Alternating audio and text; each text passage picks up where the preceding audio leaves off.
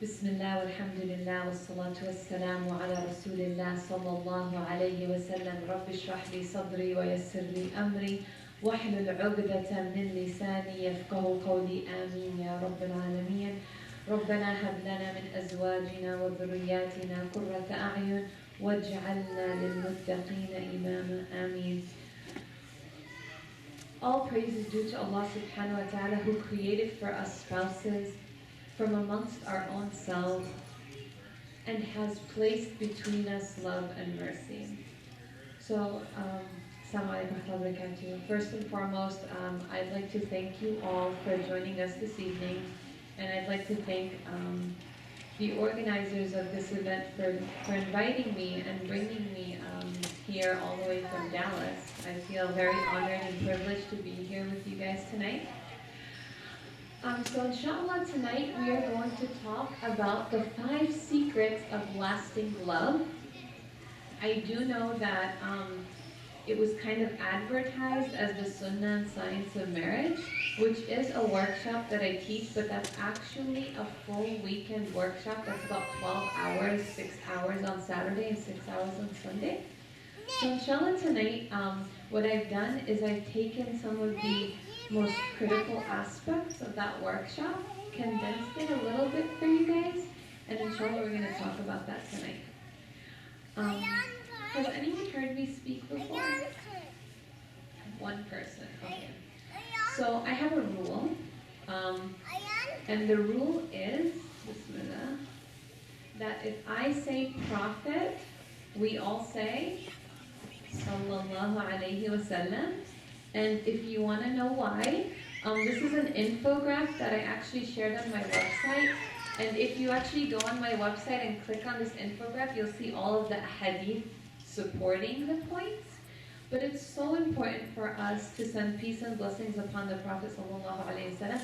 And one of the reasons why is because we get so much reward and so many blessings from Allah subhanahu wa ta'ala. So once the Sahaba saw that the Prophet ﷺ was in sujood, but he wasn't in salah. So he just made a sajda.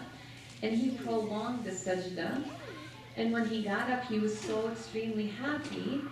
And the Sahaba said, Ya Rasulullah, like, why did you just make sajda? And why are you so happy?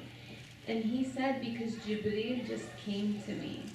And he said, you know, oh Muhammad sallallahu alayhi wa sallam, won't you be pleased to know that when someone says salams to you, I say salams to you? And when we say, send peace and blessings upon the Prophet sallallahu alayhi wa sallam, Allah subhanahu wa ta'ala sends blessings upon us 10 times. And Allah subhanahu wa ta'ala orders the angels to write for us 10 good deeds and erase 10 bad deeds from our books and elevate our ranks on the day of judgment, 10 darajat. So imagine if we say it 10 times tonight. Anybody really good at math? We say it 10 times tonight, yes. How many good deeds will we get if we say it 10 times? 100, good job. So imagine getting 100 good deeds and 100 sins erased and having your rank in Jannah higher by 100 levels.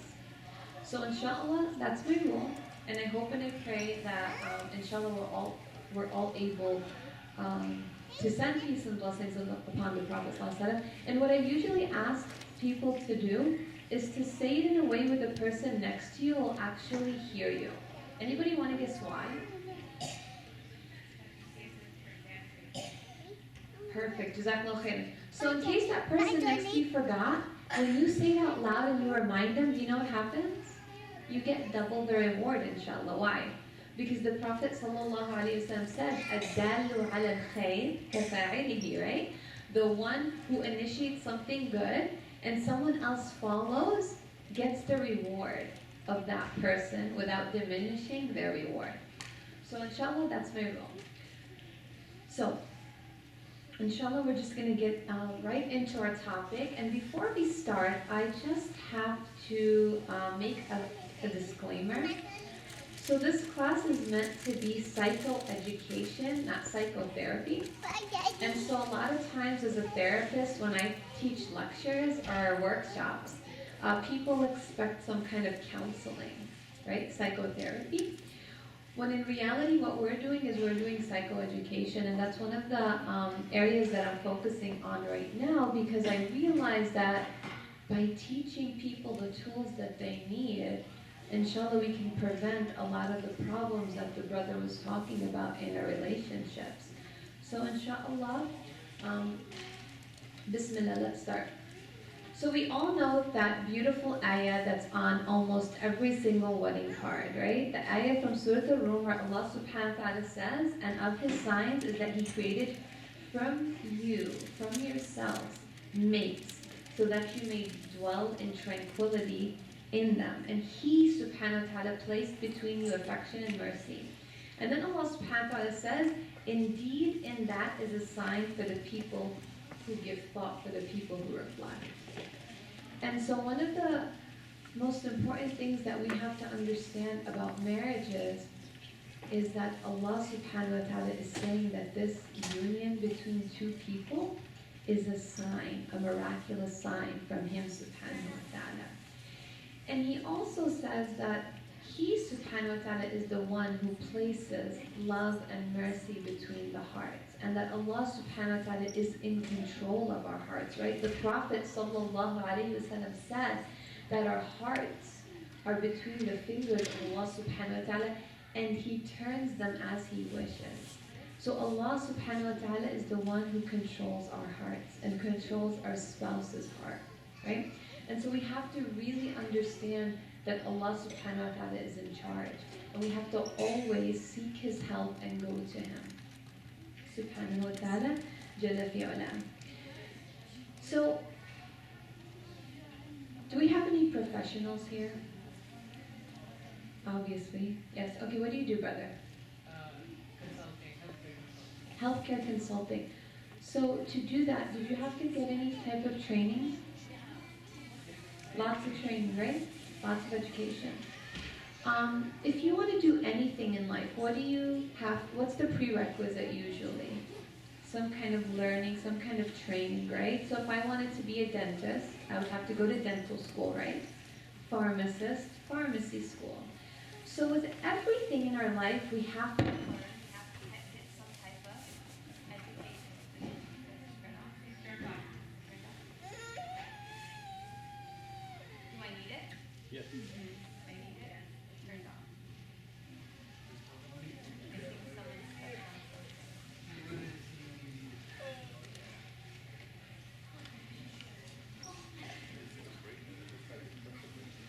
What if I speak really loudly? Is this better? Yeah. Okay, this is going to work just temporarily, okay? Because we can't scroll for too long. So everything that we want to do in life, we have to learn about it. We need some type of education, correct? Then why is it that one of the most important decisions that we make in our life, one of the things that we will spend the rest of our lives doing, we literally get no type of training, no type of education. I'm going to give you an example, okay? So, alhamdulillah, I give a lot of halaqat where I live in Dallas. And usually whenever there's a wedding, I get a phone call. It's not like, Sister Dunia, can you please come speak at my daughter's wedding? So about 6 years ago, I got that call. And I'm like, okay, sure, sister, just give me the details, and inshallah, I'd love to. And so the day came, and I went to the wedding hall, and when I walked in, the mother of the bride greeted me, and she's like, thank you so much for coming, but before you actually speak at the wedding, can you just come with me for a second? And I'm like, okay, sure. And so I go with her, and I remember we go into the elevator, we go up, and we get to one of the rooms in the hotel, and she opens the door, and I'm so confused, and it's the bride getting ready. And so she kind of introduces me to the bride, and I'm thinking, okay, she wants me to meet her daughter, great. And then she looks at me and she's like, can you just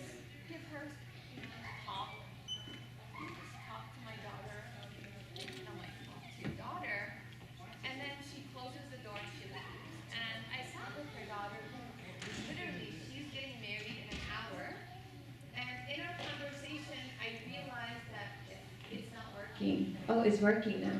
Perfect. So in our conversation, while I was talking to her, I realized she knew nothing about relationships. She didn't even know the fiqh of marriage, like the basics. Like the fact that she needed to make ghusl, right? After being intimate. She didn't know anything about conflict resolution.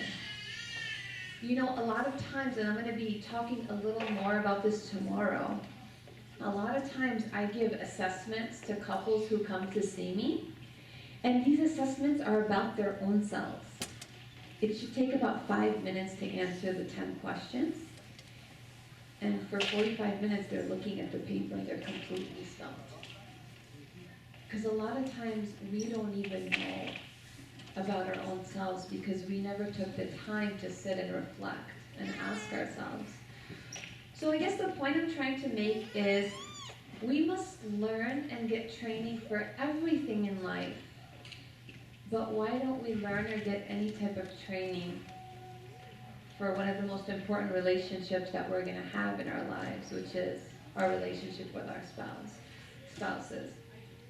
And so I just wanted to congratulate you all for being here because you guys actually took that first step.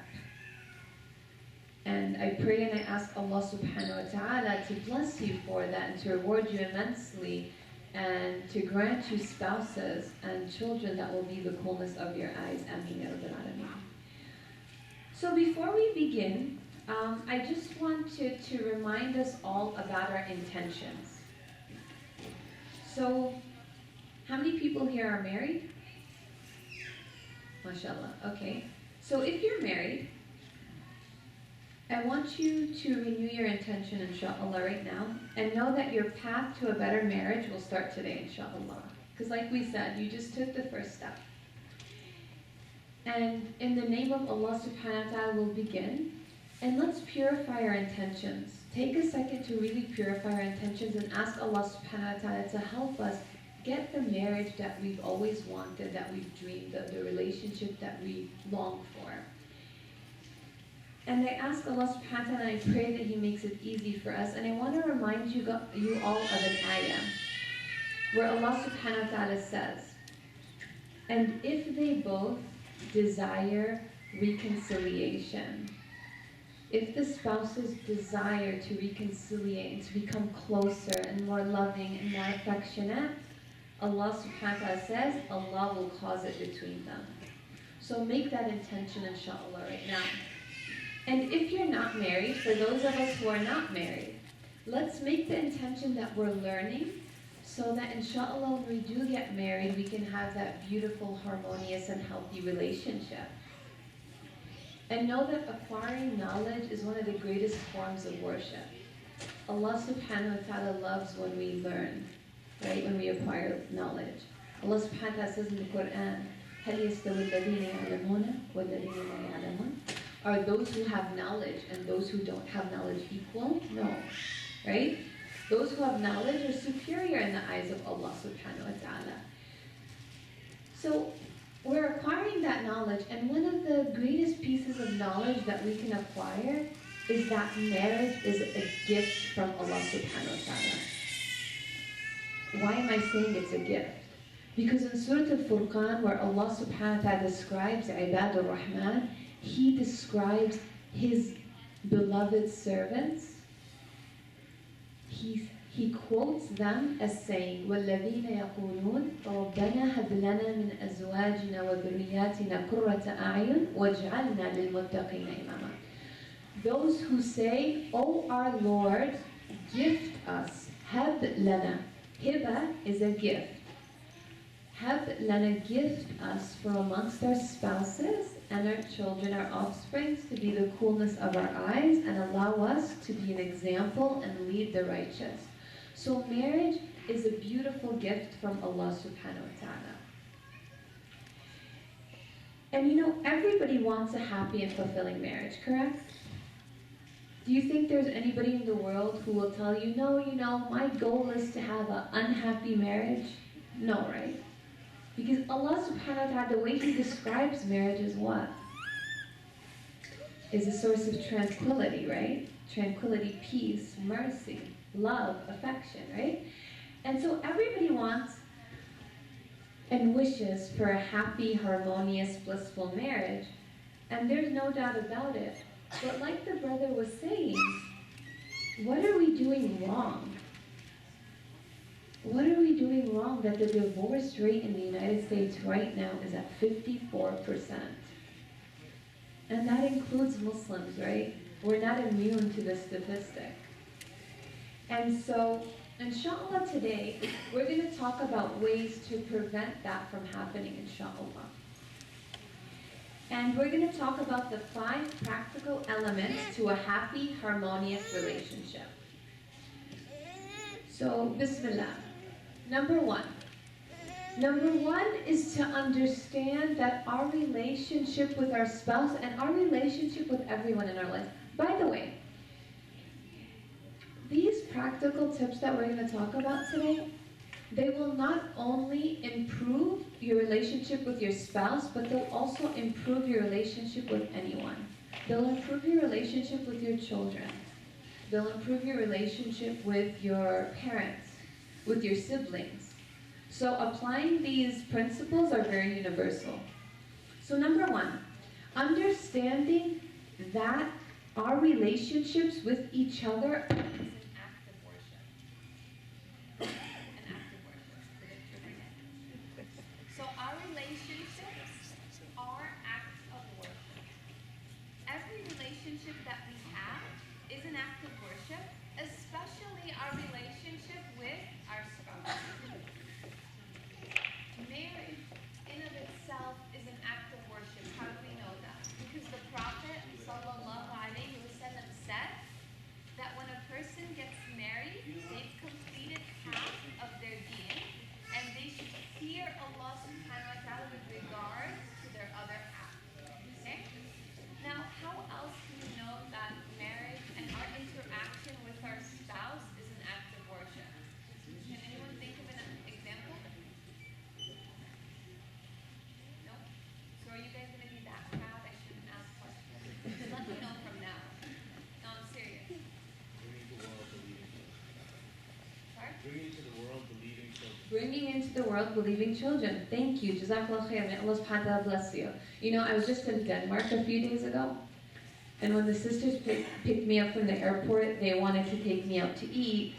And so they were all sitting, and I'm very interactive when I speak, and so I'm talking to them. And so I asked them, I was like, I've never been to Denmark before. How are Danish sisters? Because it was going to be a sisters-only program. And they're like, Sister Dunia, Danish sisters, we are so shy. And we don't answer questions, and if you make a joke, we won't laugh. And I'm like, really? Come on, don't do this to me. But you know what? I had some hope because I was a traveler and I made dua that they would be, interactive and they would laugh at my joke. So I started the whole conference off with a joke and they all laughed, and I looked at those sisters, I was like, you guys lied to me. Look at them, they're laughing. And they actually answered every single question that I threw at them. So inshallah, I hope that you guys will be the same so that it can be a little interactive and fun, inshallah. So act of worship, how else? So how can you really define an act of worship? Simply, something that you're rewarded for, right? So an act of worship could be anything that you get reward for doing, reward from Allah, right? Well, the Prophet ﷺ said that when you're intimate with your spouse, you get a reward. The Sahaba were very confused, right? So marriage is an act of worship, and everything that we do with our spouse is an act of worship. And you know what happens when we start viewing our relationships like that? Like akhirah bank accounts, where every time we do something, we're getting rewarded and it's getting saved for us in the akhirah. Our relationships are transformed. Why? Because when we're doing it for the sake of Allah subhanahu wa ta'ala, we're not expecting reciprocation, we're not expecting them to thank us, we're expecting our reward from whom? From Allah subhanahu wa ta'ala. So guess what happens? You're sad when you do something, because you will never regret doing something for the sake of Allah, right? Did you ever regret giving the sadaqah? Ever? Did you ever say, "Oh, I wish I could take it back"? Why? Because you did it for Allah. So when you have that mindset, when you're dealing with your spouse, you're never going to regret doing something nice for them. Why? Because you were doing it for Allah. Because you know you already got your reward. Right? Even in the Quran, what does Allah subhanahu wa ta'ala say? إِنَّمَا نُطْعِمُكُمْ لِوَجْهِ اللَّهِ لَا نُرِيدُ مِنْكُمْ جَزَاءً وَلَا شُكُورًا. We feed you for the sake of Allah. We do not want from you any type of thanks, and we don't want you to pay us back. So when you are in a relationship and you are acting and you are doing everything for the sake of Allah, you're never disappointed. Okay? So understanding that. And so when I conduct marriage therapy, I find that the couple really makes a breakthrough when they embrace this concept of loving each other for the sake of Allah and looking at their relationship as an act of worship. While we're talking about acts of worship and our relationships as being as such, I wanted to quickly mention love for the sake of Allah subhanahu wa ta'ala. Does anybody know anything about love for the sake of Allah subhanahu wa ta'ala? You guys are going to go back to that crowd. Okay, I'll answer that question myself. So love for the sake of Allah subhanahu wa ta'ala is the greatest, the purest type of love. It's so great that on the day of judgment, the prophets and the martyrs will be envious of those who loved each other for the sake of Allah subhanahu wa ta'ala. Because the Prophet sallallahu alayhi wa sallam said, for those who love one another for the sake of Allah subhanahu wa ta'ala, they will be on seats of light on the day of judgment. And they will be in such a high status that the prophets and the martyrs will be envious of them. In another riwayah, the Prophet ﷺ, when he was describing this, he was looking up so high and pointing up high that his upper garment fell off of his shoulders. Because he was describing how high these people's status are on the day of judgment. So loving your spouse, loving your children, loving your parents, loving anyone in your life for the sake of Allah. Because that in and of itself will be an act of worship 24 hours a day. Okay? The Prophet ﷺ also said, verily the strongest part of faith is that you love for the sake of Allah subhanahu wa ta'ala. In another hadith, the Prophet ﷺ said, a servant does not love another servant for the sake of Allah subhanahu wa ta'ala except that Allah will honor that person. Now, when we look at our relationships as an act of worship, every time we do something, we're seeking the reward from Allah subhanahu wa ta'ala. And there's a beautiful hadith, it's probably one of my favorite hadith, where the Prophet sallallahu alayhi wa sallam said, the most beloved actions to Allah subhanahu wa ta'ala is what? What do you think it's going to be?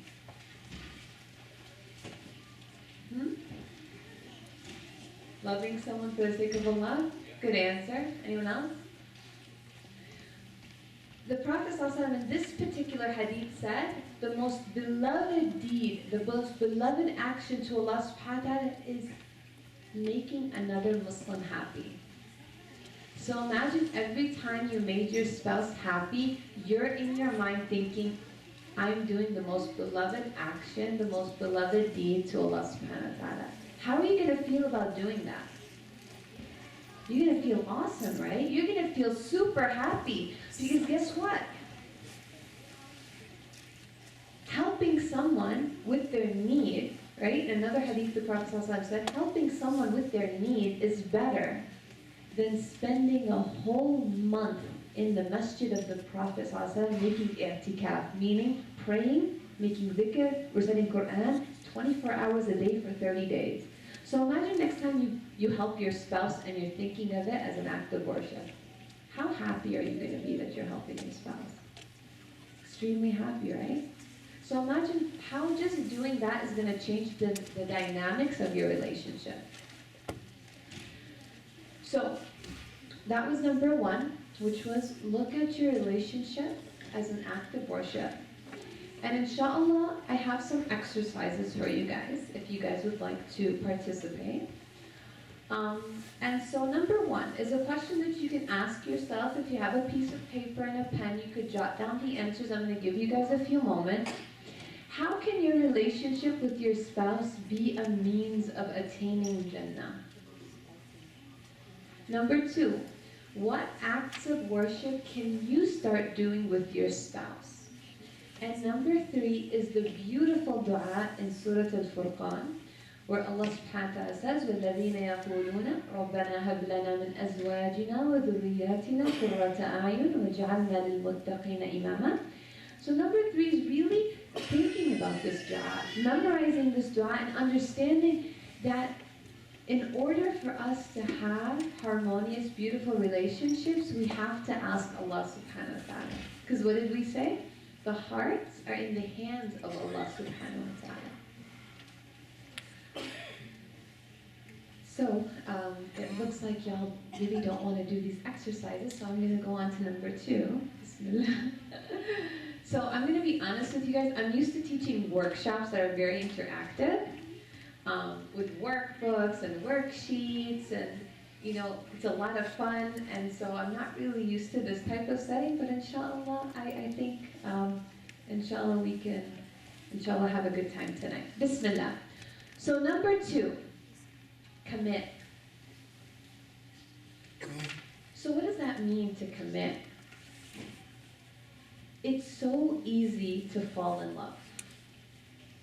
If everybody thinks about the first time they met their spouse, that first week, that first month, love came so easily, so naturally. But it takes work to stay in love. It takes commitment.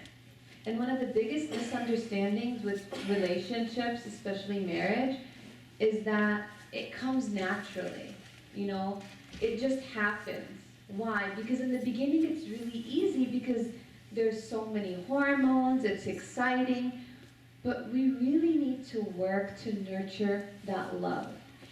And so one of the keys to a beautiful, harmonious relationship is to actually put in a lot of work and a lot of effort to commit to that relationship. Now,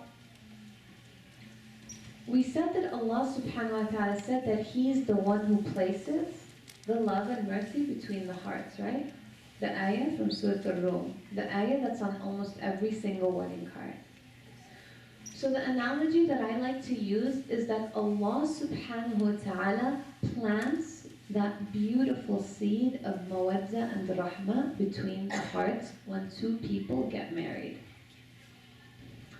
But then Allah subhanahu wa ta'ala kind of says, and it's up to you both to nurture that seed, to take care of it, to protect it from any type of harm, to make sure it gets the sunlight and the water and the nutrients it needs, to protect it from predators, to protect it from the elements, to allow it to grow.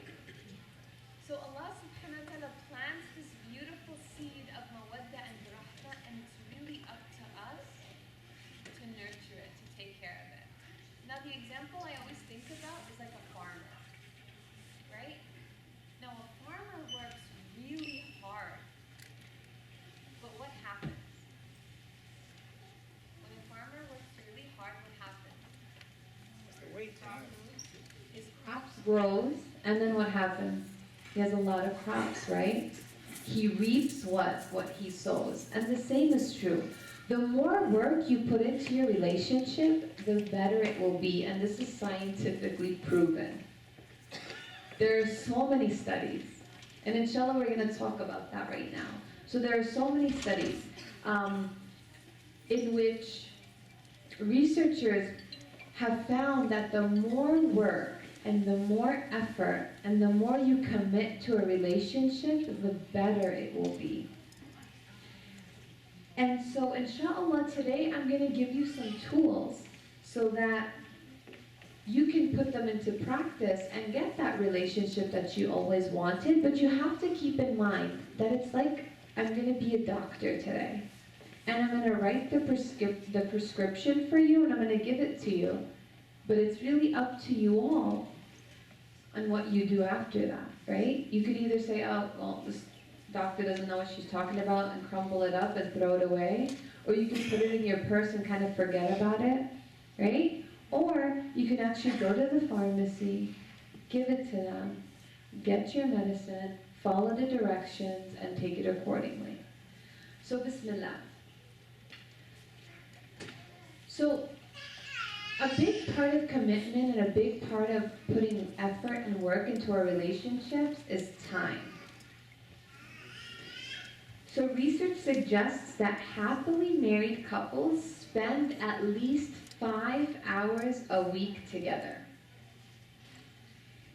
And so if you think about it, the Prophet ﷺ every day would go to each one of his wives and spend some time with them, right? Why? Because Allah subhanahu wa ta'ala sent the Prophet ﷺ as what? Uswatun hasana, right? He sent him as a guide for us, as a beautiful, perfect example for us to follow.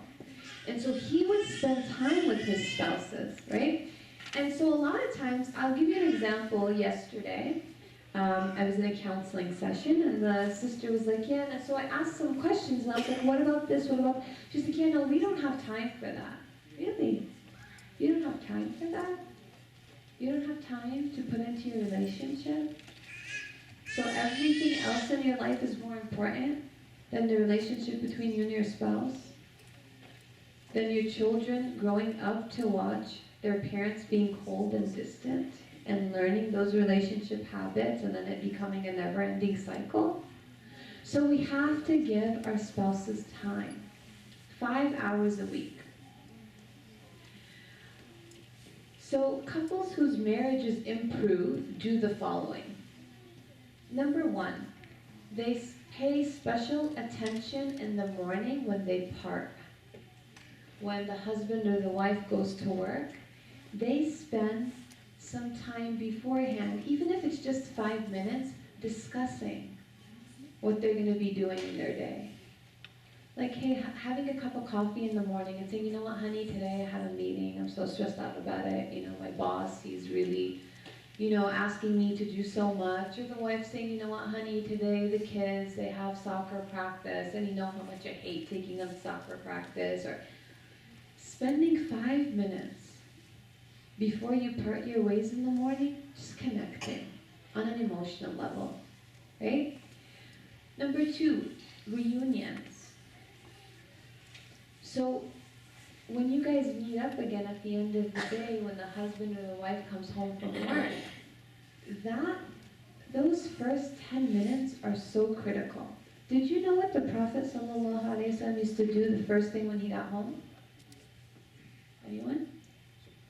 I'm going to keep trying because I have faith in you guys. I know you guys are going to end up, yes. Yes, thank you, Mel. God bless you. The first thing he used to do, he used to stand outside the door, use his miswak, and when he would come in, Aisha radiallahu anha says, the first thing he would do is he would kiss me. SubhanAllah.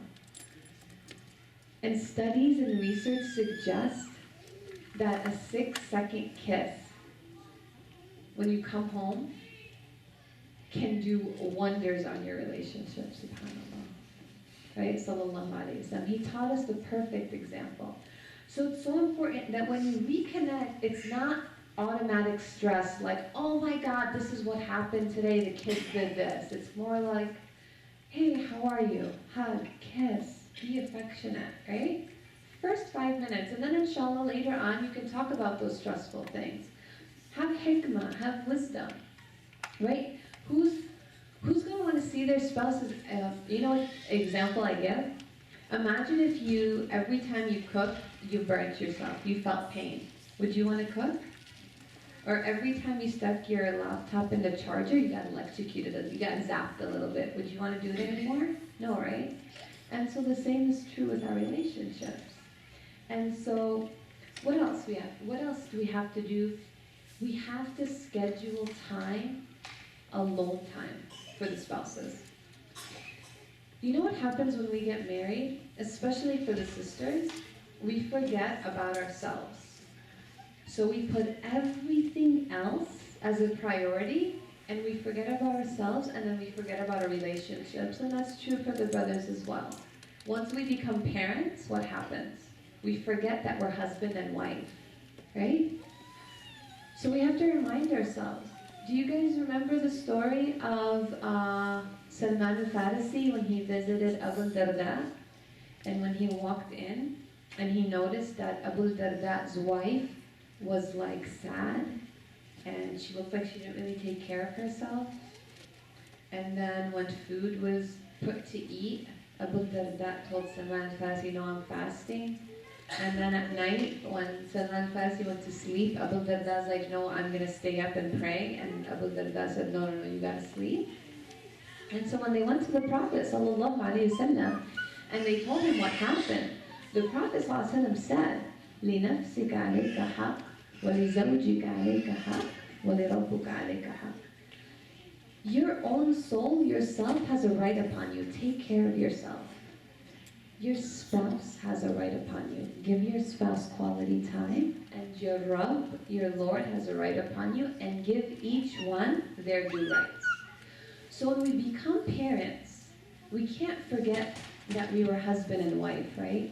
We can't forget that our spouse has a right upon us. And so we have to make time for our spouses. Schedule date nights. Prioritize your relationship. Because guess what? Happy couples prioritize their relationships. They prioritize their relationships above everything else. Right? Because guess what? In the end of the day, what do you have? Your spouse. Your children are going to grow up, and what are they going to do? They're going to get married and they're going to leave. You know what usually happens? Couples don't spend time together when their children are growing up, and then what happens? They end up drifting and drifting and drifting and drifting, and their kids go to college and get married, and they're alone in the house and they're living like roommates. Do you know why that happens? It's because they didn't take the time to connect. So they drifted and drifted and drifted and drifted, and then one day they realize that they're sleeping in separate rooms, that they don't even know the person that they're married to anymore. And that's really unfortunate, right? So schedule time no matter what. Weekly date nights, even if it's just for an hour, where the kids are with someone else. You put the kids to bed, you bring a babysitter, you have your mother take care of them. It's so important to spend quality time. And research suggests 5 hours a week, right? 5 hours a week. So you could spread that out. Maybe 30 minutes a day, and on one day a week, you have your date night, where it's only you and your spouse. And you know, a lot of people think this is really like elementary, like we don't need you to tell us to go on dates with our spouse, but think about it. When was the last time you went on a date with your spouse? Alone, without the kids. When was the last time you planned something different, something fun, something out of the ordinary? It takes work, yes, you have to sit there and think of something creative, but guess what? It'll pay off. Inshallah ta'ala. Do you know what's very interesting? Research suggests that working briefly on your marriage every day will do more for your health than exercise. SubhanAllah. Isn't that amazing? So a lot of people, they work out why? And they eat healthy why? For their health, right? Because they want to live longer, they don't want to have infectious diseases. But the research actually suggests if you spend that time working on your relationship, you'll be healthier. And you know, people who are in unhappy relationships are actually more prone to infectious diseases. more prone to infectious diseases. So I read one study where people who were in unhappy marriages, their lifespan was shorter. Their lifespan was shorter, subhanAllah, than people who were in happy marriages, happy relationships. So when we do spend time with our spouse, we have to give them our undivided attention. Right? You can't be saying, okay, I'm going to spend those 10 minutes with my wife in the morning having coffee while your laptop is open. Or while you're going through Facebook, right? So undivided attention. So we talked about prioritizing your relationship, scheduling date nights, coffee and tea. And we have to remember, love is not what we say, love is what we do, right? There's a beautiful ayah where Allah subhanahu wa ta'ala says to the Prophet sallallahu alaihi wasallam, say, إِن كُنتُمْ تُحِبُّونَ اللَّهَ فَاتَّبِعُونِي يُحْبِبْكُمُ اللَّهُ. If you really love Allah, then do what? Follow. What's follow? Is that a feeling? Or is that an action? An action, right? Follow means Allah. Every time Allah kind of talks about man, which is what? A feeling? What is he paired with? Action, right? And so love is not what you say, love is what you do. So here's another exercise. So what is an aspect of your relationship you are going to start working on? What is an aspect of your relationship that you would like your spouse to work on? Is it that you want to start having coffee every morning with your spouse or tea? Or maybe it could be that every day when you come home from work, you want to spend 10 minutes of non-stressful talk where we don't talk about the kids, we don't talk about stress, but we have just lighthearted talks, just for 10 minutes. Or maybe we want to have dinner every night together. And remember, we have to express our wants and our needs to our spouse in a gentle way, and inshallah that's going to be our next topic, inshallah. The next exercise. For the next week, try to pay special attention to when you wake up. Right? When we wake up, that's a perfect and a beautiful moment to connect. Even if you just spend 5 minutes just in bed talking. Do you know what the Prophet ﷺ used to do in the morning after Fajr? He would ask Aisha radiallahu anha if she had any dreams that night. And they would talk about it. So just spending 5 minutes of intimate conversation. Number 2, when you're parting, right? In the morning when your spouse is leaving, a 6-second hug. Number 3 is your reunion when your spouse meets again after a long day, a kiss. And this is very important. The ending of your day, giving closure to your day. It's so important that spouses go to bed together, go to sleep together. And a lot of couples complain that one spouse will go to sleep and the other one will stay up working or watching movies. And so it's really, really important to go to bed together at the end of the night and to end the day on a positive note. So talk about something positive before you go to sleep. And if you really, really have to go do something, getting permission from your spouse. What do I mean? So one day the Prophet, sallallahu alaihi wasallam, I'm going to do that one more time because I feel like you guys are falling asleep. So one day the Prophet, sallallahu alaihi wasallam, jazakallah khair, may Allah subhanahu wa ta'ala bless you and elevate your status, ameen ya rabbil alameen, was sleeping with Aisha radiallahu anha. And she said, I love being close to the Prophet sallallahu alaihi wasallam. So she was kind of tucked into the Prophet sallallahu alaihi wasallam and they were laying down. And then after some time, he was kind of waiting for her to fall asleep, but she didn't. So after some time, he said, may I ask you for something? And she said, of course, Ya Rasulullah. And he said, will you give me permission to pray to my Lord in Qiyam? And she said, أحب قربك وَأُؤْثِرُ هَوَاكَ. I love your nearness. I love being close to you, but I prefer your desire over mine, so go ahead. So look at how beautiful that is. So yes, I'm not going to say that our lives are so perfect and we don't have so much work that we have to do and that every night we can just, go to sleep together. But if you have something that you have to do, spend 5 minutes with your spouse and then ask them, my love, John, Habibti, whatever you call your spouse, I really have, a presentation that I have to do, and it has to be done before the morning. Is it okay if I just go work for a half an hour? And why don't you just go to sleep, and inshallah in the morning when you wake up, we'll talk about it. Look how, isn't that beautiful? Doesn't that sound so simple? Why don't we do these things? Why don't, they sound so simple, right? So simple, just a few words that make massive difference. But I realized it's because we don't want to commit, we don't want to put that effort in. And it's really unfortunate, right? It's really unfortunate that we feel so entitled that we think that everything will just work out and I don't have to work, I don't have to do anything, right? And so inshallah we're going to take a 5-minute break.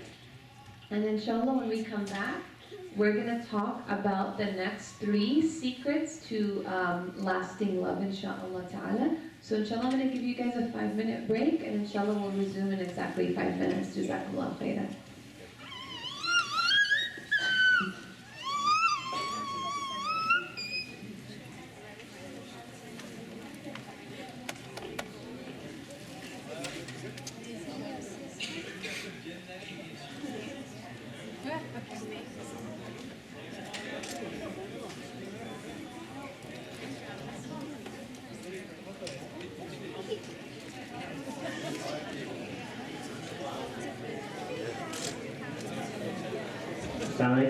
Just a reminder, there is a box of index cards coming around where if you could write your questions. So Sister Dunia will be reviewing them when we break for Isha in 35 minutes here, and then we'll be coming back. So we will have Q&A after Isha, inshallah. Jazakallah khair.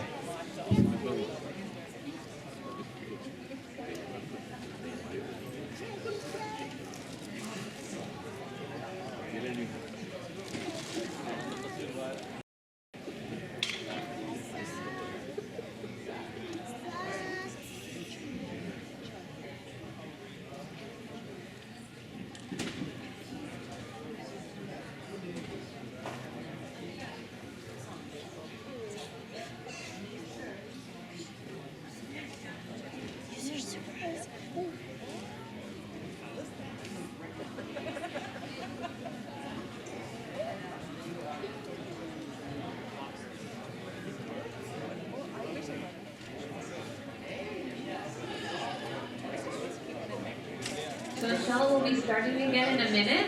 So inshallah if you guys would like to settle down, inshallah.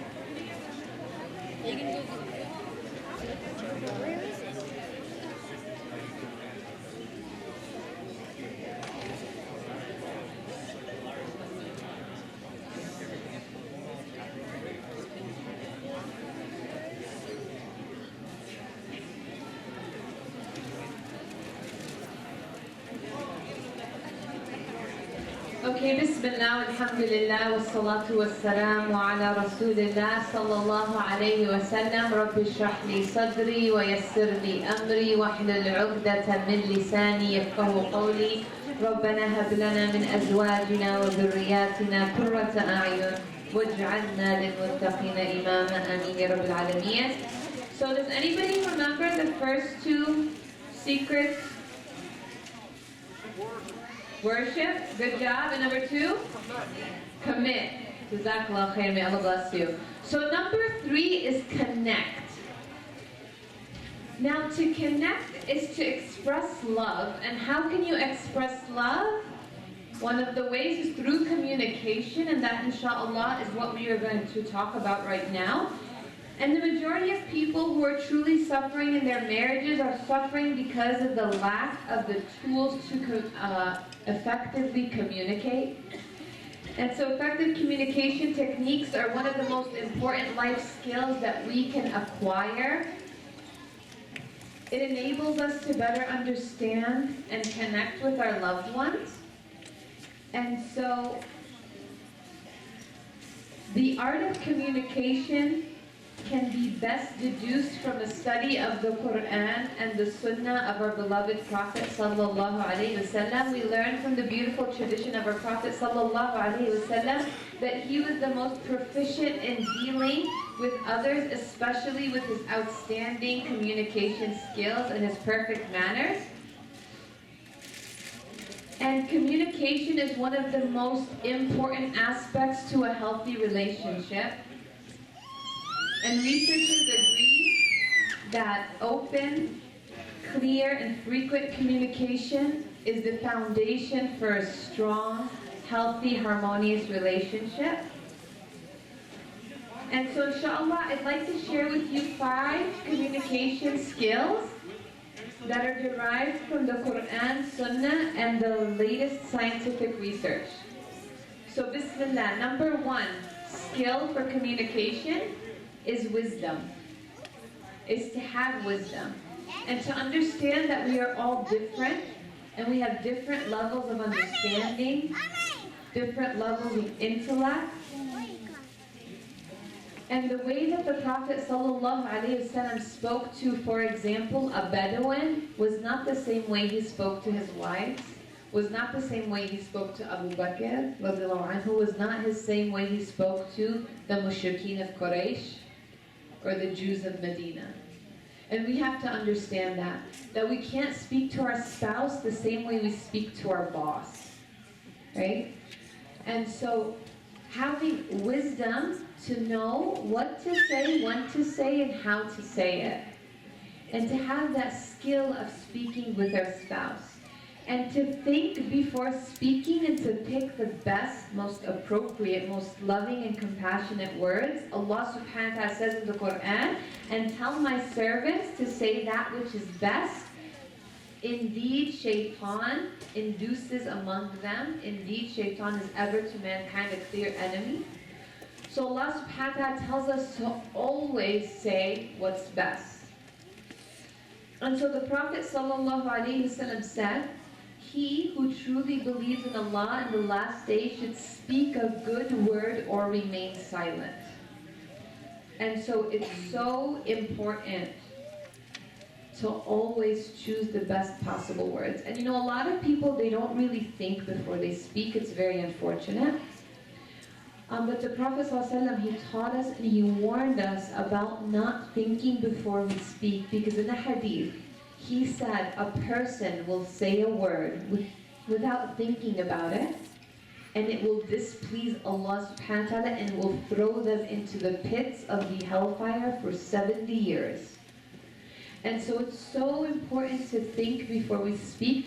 I posted a video on my Facebook about a week ago. I saw this video. It was a really, really good video. It was about a father who noticed that his son had anger issues, and when he was angry, he would say things that he would later regret. So he gave him a bag of nails and a hammer, and he told him, every time you're angry and you say a bad word, I want you to take a nail, go outside to our fence, and then hammer the nail into the fence.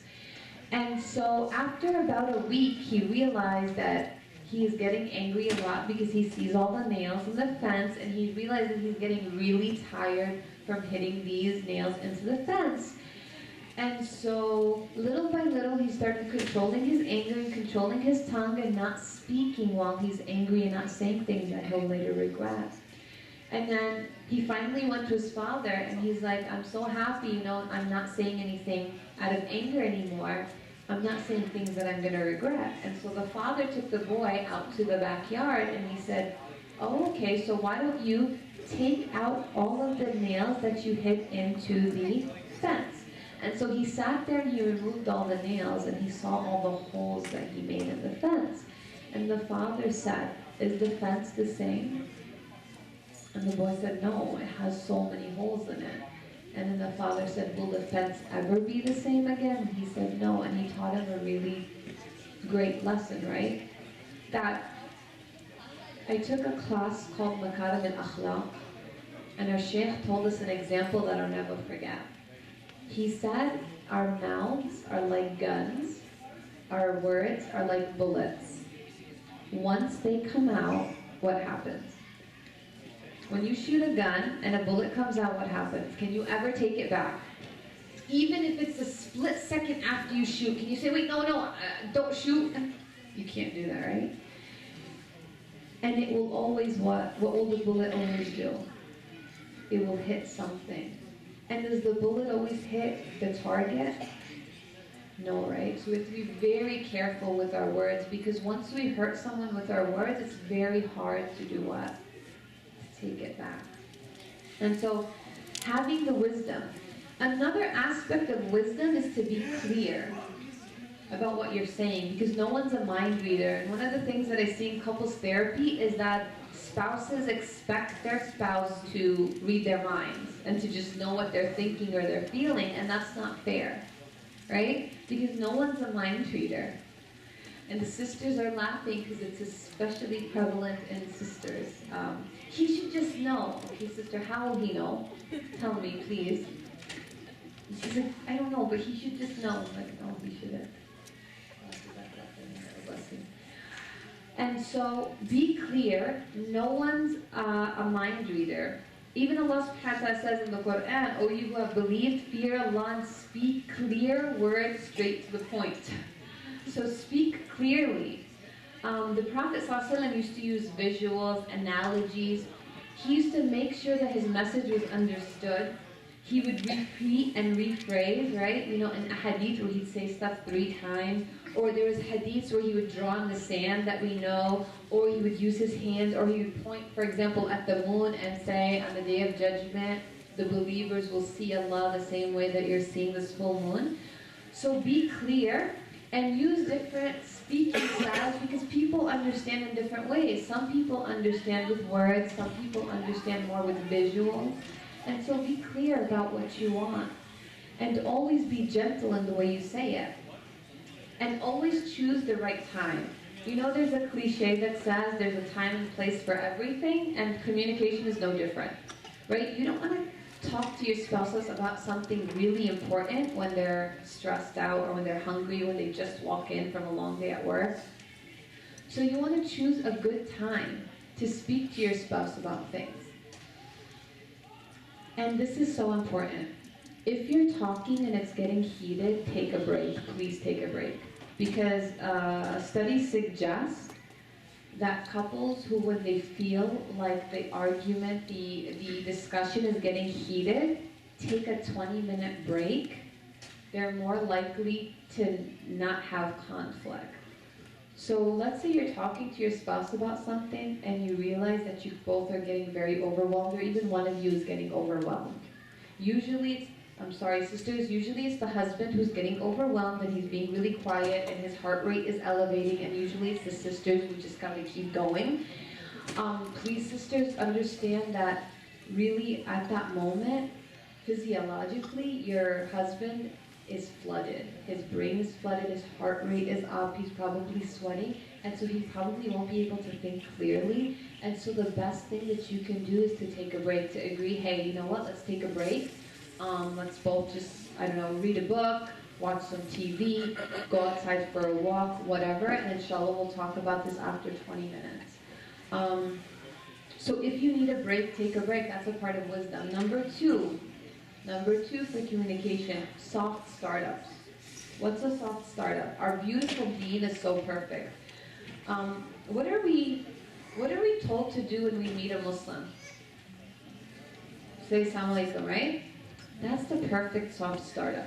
Imagine the first thing you say is Assalamu alaikum wa rahmatullahi wa barakatuh. What does that mean? Peace and blessings be upon you. You know what it means? It means between you and I, there's peace. Starting off really soft. What else are we really encouraged to do with mahrams and people of the same gender? Shake their hand, right? I needed to clarify that. Shake their hand, right? So touch. What else? Smile. The Prophet ﷺ said, smiling in the face of your brother or sister is what? Charity. The Sahaba said, we've never seen the Prophet ﷺ except that he was smiling.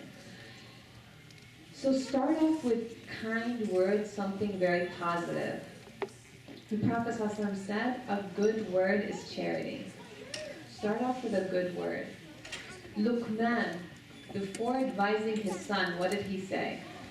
Ya bunay, oh my dear beloved son. Ibrahim alayhi salam, before speaking to his kafir father, who was actually making the idols, what does he call him? Ya abati. Do you know what ya abati is? It's the most loving, gentle, kind form of calling your father. Even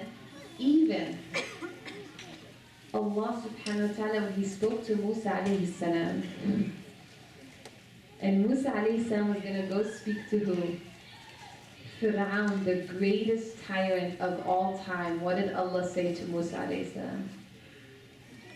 And speak to him in a gentle manner, right? And so, what else is a soft startup? Praise. Do you guys know the etiquettes of dua when we talk to our Lord? How should we start our dua? Anybody know what the Prophet ﷺ advised us to do? Start with praise, right? Thana, praise. So praise. So look at this. It's a beautiful example from the life of the Prophet ﷺ. When the Prophet ﷺ wanted to advise a young man, Abdullah, do you know what he did? He said, what an excellent man Abdullah is. And then he gave him advice. Express love and physical touch. Mu'adh radiallahu anhu says that one day the Prophet sallallahu alayhi wasallam came to me and took me by the hand and put his arm around me and said, "Oh Mu'adh, I swear by Allah I love you." SubhanAllah. Imagine starting off your conversation with your spouse, touching them physically, and there's so many studies and there's so much research that shows the importance of physical touch. And in one study that I recently read, physical touch can be as effective as antidepressant medication. So imagine imagine if you're speaking to your spouse and before you start talking to them, you touch them and you say, "I swear by Allah, I love you," and then you start talking. What would that conversation be like? Pretty good, right? SubhanAllah. So that's how the Prophet ﷺ communicated. What else did he do? Number 3 for communication, to listen actively. To listen actively. Listen with your eyes and your ears and your mind and your heart. Give your full, undivided attention, no distractions, and yes, I mean your cell phone. You know, I saw this picture on Psychology Today and loved it. It was so true. It was a picture of a man and a woman laying in bed, and then right in between them was a huge phone. And I was like, how true is that? Come on, we all know it. What do we do when we get into bed? Sitting there like, oh, ooh, I got some likes on my Facebook post. Checking Snapchat or something. When the Prophet ﷺ was walking away, and someone would call his name, do you know what he would do? He would stop, turn around, give his full attention to that person who called his name, and speak to them, giving him his full attention. So when we're communicating, we need to give our spouses and our loved ones our full attention. We have to especially make sure, especially with our spouses, eye contact, nonverbal cues like head nodding. Use bridge phrases such as, really? Oh, subhanAllah. That's really interesting. And then what happened? Because if you're not doing that, you know what your spouse is thinking? They're not listening. Did you ever tell your husband, hello, hey? Why? It's because they're not giving you those nonverbal cues. So you need to say those things. Oh, and how did that make you feel? Oh, wow, subhanAllah. Is there anything I can do to help? And so we have to listen actively without thinking about a comeback. A lot of times in counseling, I'm looking and I'm reading body language, and when one spouse is talking, the other one's just thinking about how they're gonna respond and like attack. And so that's not active listening, because guess what happens when you're doing that? You're not hearing what the other person's trying to say. And so you miss completely everything that they're saying, and you just start attacking, right? And so take the time to listen and absorb what your spouse is saying to better understand their perspective and their point of view. Show empathy and validation. When your spouse is talking to you and they're hurt, show empathy. When they're asking you questions, answer and validate their feelings. You know, there's a very long hadith. It's called the hadith of Zara. Did you guys ever hear about this hadith? Anyone? Hadith of Zara? SubhanAllah. Okay, awesome. So Aisha radiallahu anha came to the Prophet ﷺ and she said to him, Ya Rasulullah, and I want you to imagine, who is the Prophet ﷺ? The last and final messenger. He had the big, great amana of spreading the last and final message from God, right? Was he a busy man? Extremely busy, right? He was not only trying to teach the deen, this new religion, these new concepts that these people didn't really hear of before, because the mushrikeen of Quraysh didn't really have this sense of religion because they weren't Christians or Jews. But what else? He was trying to survive. They were being attacked from every direction. He had multiple assassination attempts. They would go into battle and it would be 3,000 Muslims versus like 100,000 mushrikeen, right? He was trying to build a new community in Medina. He had so many responsibilities. He was the busiest man on earth. Can you agree? Perfect. So this busy man, his wife, Aisha radiallahu anha, comes to him and says, you know, one time I was sitting with these 11 women, and each woman was telling us their whole life story about how them and their spouses were. And she starts telling the Prophet ﷺ about 11 women and their relationships with their husbands. This hadith is so long, like I couldn't even read through it all. And at the end, she finishes her long story, and you know what the Prophet ﷺ does? Sallallahu Alaihi Wasallam. He looks at her and he says, oh Aisha, I'm like you. I'm like Abu Zara to Zara to you, except that I'll never divorce you the way Abu Zara divorced Zara. So what does that mean?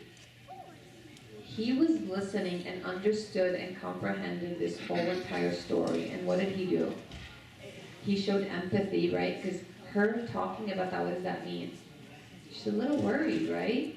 Because Abu Zara and Zara loved each other so much, but then something happened, and one day Abu Zara just divorced Zara. So she's a little worried. So what did he do? He comforted her, showed her empathy, was actively listening, repeated what was said to her, so that she knew that he heard everything that she said. Can someone do me a favor and just touch that so that our slides can come back? Thank you. So actively listening, express your understanding, and validate your spouse's emotions. Never make them feel like what they're feeling is unimportant. And let your spouse know that you understand what they're saying, even if you don't necessarily agree with them. You respect and understand what they're saying, even if you don't necessarily agree with them. Did you know that a lot of people fall in love with someone who will just give them their heart and their ear? A lot of people mistake someone listening to them for love. Do you know a lot of people actually fall in love with their therapists? You guys are laughing, but it's actually very true. Do you know why? Because we can't differentiate between that feeling of love and that feeling of someone giving us that time, that attention, listening, and understanding us. One of the greatest human needs that we have is to feel understood. And how can you feel understood? Someone takes the time out to listen, right? And so listening is so important. Number 4, pay close attention to your tone, your volume, your body language, your facial expression. No eye rolling, and no facial expressions of disgust or contempt. So there's a difference of opinion between, researchers on how much of communication is verbal versus nonverbal. So there are some studies that suggest that only 7% of your communication is what you say, and 93% is how you say it in your body language, and others vary up to 35% of what you say and 65% of how you say it. But everyone agrees that nonverbal communication is a huge overlooked part of communication. And so number 1, pay attention to your volume and tone. Allah subhanahu wa ta'ala says in the Quran, and be moderate in your pace and lower your voice. Indeed, the most harshest of sounds is the voice of a donkey. So don't scream and yell like a donkey, basically, Allah subhanahu wa ta'ala is telling you. You don't have to raise your voice to get your point across. Do you know what happens when you start raising your voice? Your spouse tunes you out. You start building a right? And so, speak gently, use kind words, be mindful of your tone. And we talked about this, right? What did Allah subhanahu wa ta'ala tell Musa alayhi salam to say to the greatest tyrant of all time? The guy who was a baby killer. He murdered hundreds and hundreds of thousands of babies. He's the one who said, I am your Lord Most High. And what did Allah say? Speak to him in a gentle tone, right? Be very mindful of your facial expressions. Can anyone tell me where in the Quran Allah subhanahu wa ta'ala reminds us of this?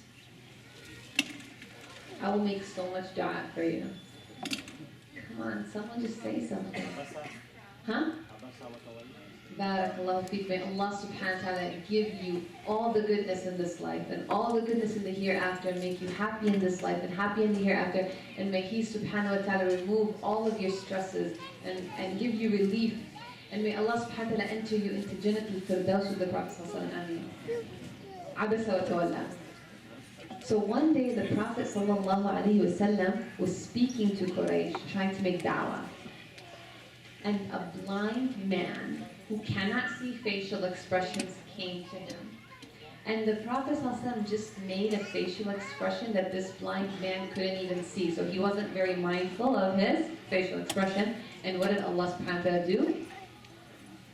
Allah taught the Prophet ﷺ and taught us to be very mindful of our facial expressions. Even if you're talking to someone who can't see them. So the Prophet ﷺ made a facial expression. I don't know what facial expression. And Allah subhanahu wa ta'ala said, hey, don't do that. Why? How much does it hurt when you... I think this is more of a sister's thing, but... Brothers, how much does it hurt when you're talking to your wife and she makes a mean-looking face or she rolls her eyes at you? It hurts a lot, right? Sisters are laughing because they know it's true. So be very mindful of your facial expression. Number 5 of communication is always be respectful, encouraging, never be disrespectful or criticize. Avoid using words like you always or you never. Don't ever attack the person's personality or character. And don't forget and dismiss all the good that someone did, especially during a disagreement. So criticism brings up a barrier and yields very ineffective. A lot of times we think that when we criticize our spouse, that'll make them change. Right? When we show them all of their defects and we tell them all of these bad things about them, we expect them to say something like, thank you, honey. Thank you for pointing out all of the horrible things about me. Can we meet up tomorrow? Can you tell me more? That's not how it works, right? Nobody likes to be criticized. No one likes to be criticized. The Prophet ﷺ did not criticize people. Even when people did something wrong, you know what he would do? He would go on the minbar and he would say, you know, I heard that there are people who are doing such and such, don't do it. He never even pointed the finger at the person who was doing it to make them feel bad. So don't criticize your spouse. You know, researchers discovered that they can predict the likelihood of a couple divorcing by observing them for just the first 3 minutes of conflict discussion. And the couples who divorced started their discussion with negativity and lots of bad facial expressions, and they used criticism. And so we don't want to use criticism. When we want to talk about something, we want to use I statements, right? I feel like. We don't want to criticize or attack. And so that's connect. Our next key to, it's not working. I think because it turned off for a second, the projector.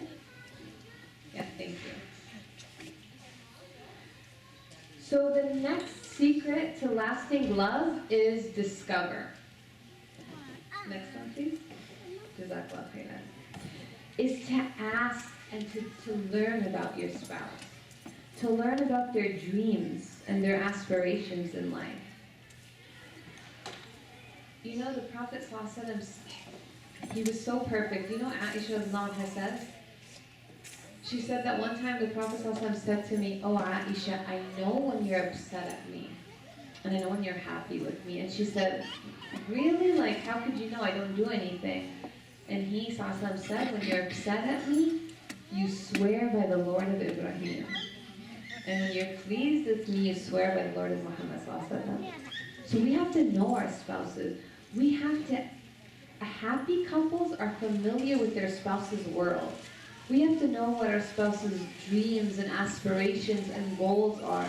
We have to know what our spouse's favorite color is, which might change every few years, or their favorite food, or who their best friends are, or what they like to do in their free time. We have to know things about their childhood. We have to know things about their day, what their day was like. Are they stressed out about a certain coworker?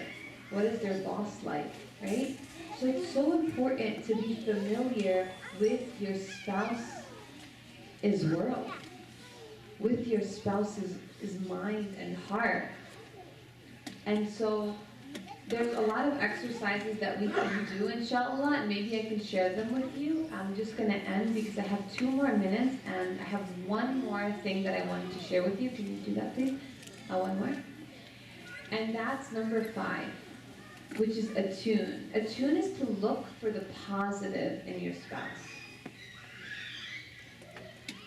So happy couples who stay married, when they look at their spouse, they think of the positive. And the Prophet ﷺ, he taught us this. He said, a believer should not despise a believing woman. If he finds something in her character that he dislikes, he focuses and he looks at the characteristics that he's pleased with. So we should always focus on the positive, because Shaitan wants us to focus on the negative and to exaggerate it. But happy couples focus on the positive. They think of the good times. They think, oh, you know, mashallah, you know, my wife, mashallah, she's such a good cook. Or mashallah, my husband, he works so hard to provide for us. They think about the positive and they appreciate it. And they don't just appreciate it, because a lot of times people say, well, you know, he knows I appreciate him. No, right? We said people are not mind readers. We have to do what? We have to verbalize our appreciation. The Prophet ﷺ said, if someone does something for you, you should do what? Say, Jazakumullahu khairan. Another hadith, the Prophet ﷺ said, if someone does something for you, you should try to repay them. Do something good back to them. And if you can't, keep making dua for them until you feel like your dua was enough to repay them for what they did. So showing appreciation to your spouse is one of the greatest things that you can do in your marriage. I ask Allah subhanahu wa ta'ala to bless us and to bless our families and to bless our marriages. I ask Allah subhanahu wa ta'ala to remove any ill feelings that we may be having between us and our spouses. I ask Allah subhanahu wa ta'ala to forgive me if I said anything that was wrong, because that's truly from my own self and shaitan. And I ask Allah subhanahu wa ta'ala to, the same way that He gathered us here, to gather us in the highest level of Jannah with the Prophet sallallahu alaihi wasallam. And Jazakallah khairan for your patience with me, inshallah. And if you'd like to hear more and learn more, inshallah, tomorrow I will be doing a workshop here. I know it's been advertised as it's for single couples, but I promise you that everyone and anyone can benefit from the information that we're going to discuss, inshallah. And Jazakallah khairan. If you have any questions, you have the index cards, and inshallah after Salah I'll be answering those questions. Jazakallah khairan. I'll do the hardest one first. What do you guys think? Should I do the hardest one first? Okay. So the hardest question that I received is, why do husbands cheat?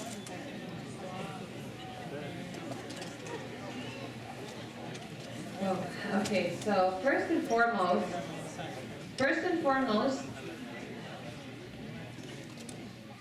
there's nothing that can justify this.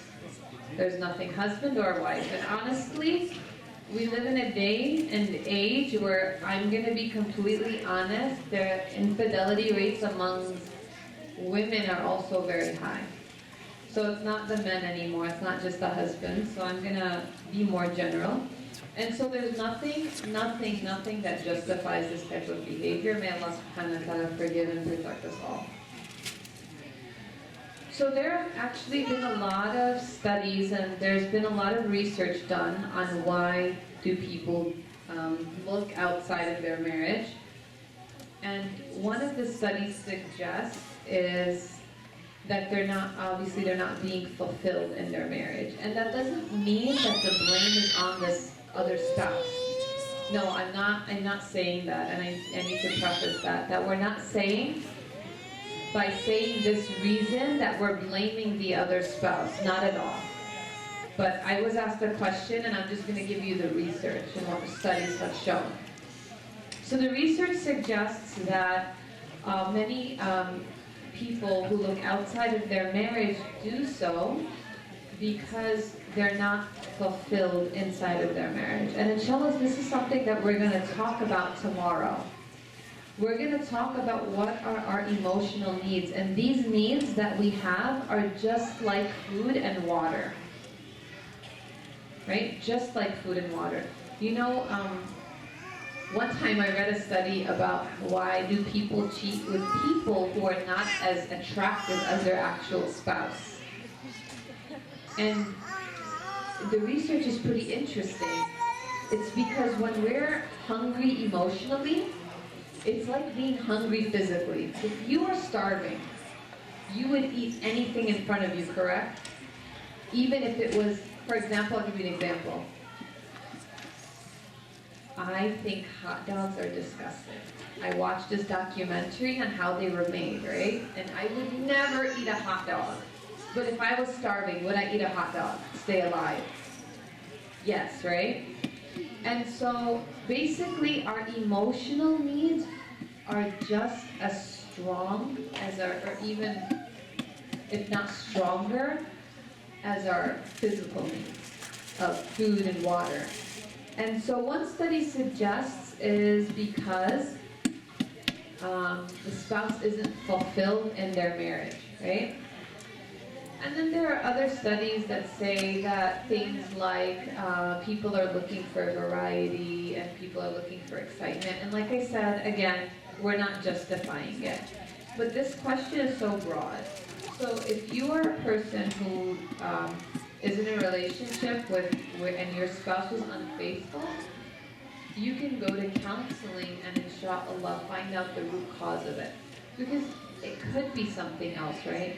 Human beings are such interesting beings because we're all so different. Wallahu a'lam. Okay.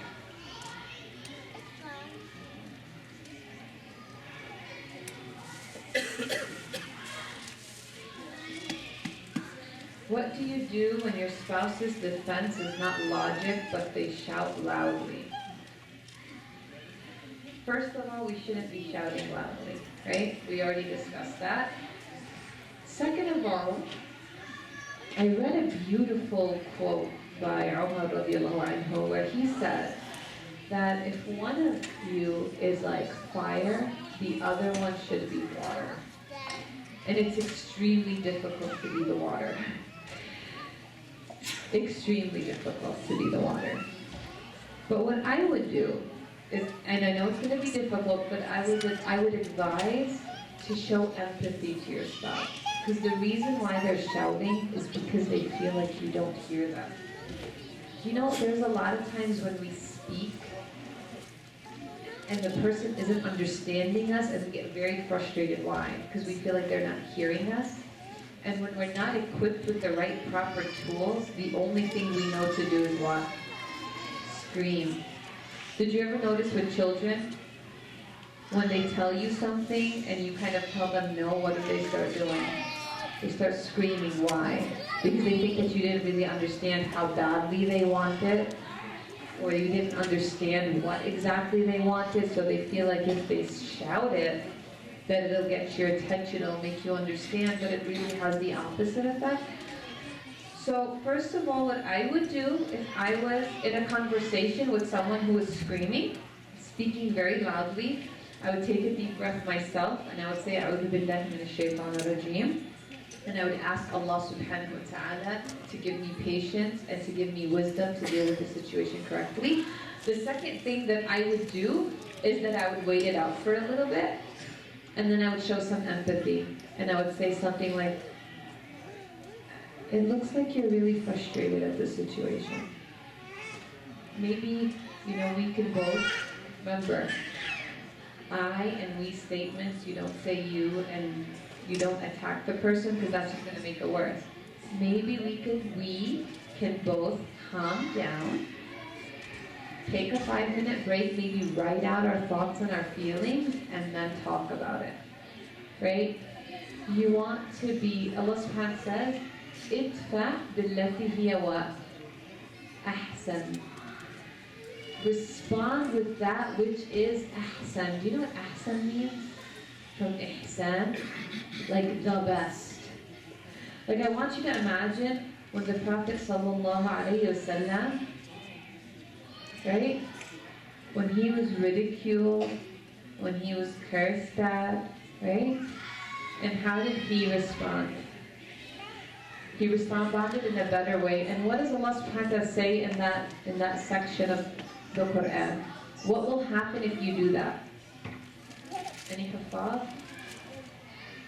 Allah subhanahu wa ta'ala says if you do that, maybe the one in which there is hostility with will become a close friend and a companion, right? And so, I know it's hard and it's difficult, but at the same time, our reward with Allah subhanahu wa ta'ala is based on our what? On our actions and how hard it is, right? So, let me give you an example. If you're an Arab and you're born reading Quran and knowing how to recite Quran and you recite Quran so beautifully, you get one reward, right? But if you don't know any Arabic and when you recite the Quran it's so difficult and it's hard and you make mistakes, what happens? You get double the reward. The same is true with everything else in life. When you're dealing with someone who's very hard to deal with, versus someone who's dealing with someone that's easier to deal with, your reward is greater, right? And so that's what I would do. Another thing that I would do is I would, at a later time, talk to them about it and be like, my love, Habibti, John, whatever word you call your spouse, I love talking about things with you, but sometimes, we get heated and we start raising our voices, and it's really it becomes really hard for me to stay in that kind of conversation, and it hurts my feelings. And then give a solution. Be like, what if the next time we feel like we're going to raise our voices, we take a deep breath and we go make wudu, or we go drink some water, and we write down our feelings, and then we come back. So give a solution, right? So that's how I would deal with this. Wallahu a'lam.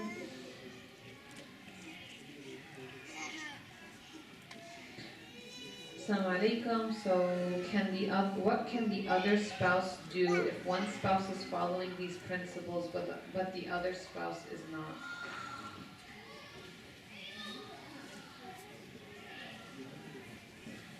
Again, this is a very difficult situation, right? When you feel like you're doing everything you possibly can and your spouse isn't reciprocating. Number one, first and foremost, right, we would ask Allah subhanahu wa ta'ala to help us. But number two, maybe your spouse doesn't know. If that's the case that they don't know, maybe saying something like, hey, there's this online class that I heard is awesome that teaches skills about relationships, and I love us and I want us to grow and show, and what if we took it together? Or there's this really good book. So that you can, usually it's easier when someone just doesn't know and it's a matter of just educating them. But what if the person knows but it's difficult for them to change, or they don't care to change? That's when I would definitely recommend counseling. Having a mediator. Because what does Allah subhanahu wa ta'ala say? He said, حَكَمًا مِنْ أَهْلِهَا وَحَكَمًا مِنْ أَهْلِهِ, right? To have a mediator mediate between them. And mashallah, tabarakallah, your community is very blessed. Because you guys actually have a lot of Muslim therapists. Like, I was so excited to come here. Because other communities don't have Muslim therapists in their mix.